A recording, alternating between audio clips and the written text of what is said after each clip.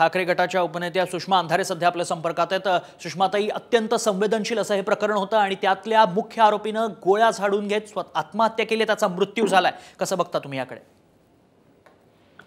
अक्षय शिंदेच्या प्रकरणाला इतक्या सहजासहजी मी नाही बघू शकत की एक आरोपी होता आणि त्याला ट्रान्झिट करताना त्याला गोळ्या झाडल्या गेल्या।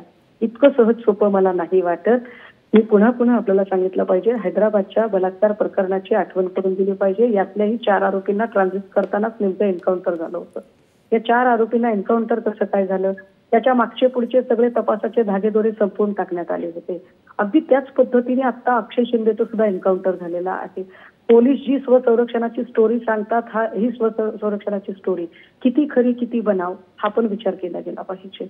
अक्षय शिंदे इतका हिंस्त्र होता का? इतका हिंस्त्र होता तर त्याला इतक्या ट्रान्झिट करताना तेवढी आवश्यक ती काळजी का घेतली नाही? अक्षय शिंदेच्या दोन्ही हातात बेड्या असताना त्याने उठून पोलिसांच्या कमरेचं पिस्तूल काढलं, ही गोष्ट कितपत पटण्यासारखी आहे? त्यामुळे कुणाला वाचवण्याचा प्रयत्न केला जातोय आणि बदलापूरच्या प्रकरणात जो आपटे आहे त्या आपटेला अटक अजून का झाली नाही, अशा अनेक प्रश्नांची उत्तरं आहेत। मला वाटतं या सगळ्या प्रकरणाची सीबीआय चौकशी व्हावी, पोलिसांना तात्काळ निलंबन झालं पाहिजे आणि या प्रकरणाशी संबंधित सगळ्याच लोकांच्या नार्को टेस्ट झाल्या पाहिजे।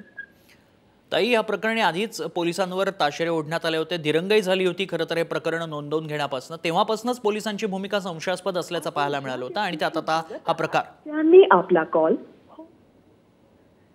सुषमा अंधारे यांच्याशी आपला संपर्क तुटलेला आहे, मात्र हा एन्काउंटर असल्याचं सुषमा अंधारे यांनी म्हटलेलं आहे। हैदराबाद घटनेचा त्यांनी दाखला दिलेला आहे आणि हा पोलिसांकडून करण्यात आलेला एन्काउंटर असल्याचं सुषमा अंधारे म्हणाल्या। ठाकरे गटाच्या उपनेत्या सुषमा अंधारे यांनी साम टीव्हीशी बोलताना ही एक्सक्लुझिव्ह प्रतिक्रिया दिली आहे। अक्षय शिंदे हा बदलापूर बलात्कार प्रकरणातला आरोपी आहे। पोलिसांकडून हे सगळं प्रकरण शोधताना त्याच्यात दिरंगाई झाली होती आणि त्यानंतर 10 तासांचा रेल रोको करण्यात आला होता आणि त्यानंतर आरोपी अक्षय शिंदेला अटक झाल्याचं पाहायला मिळालं होतं। कारवाई करण्यास पोलिसांकडून दिरंगाई झाल्याचं पाहायला मिळालं होतं। मुळात गुन्हाच नोंदवून घेतला नव्हता।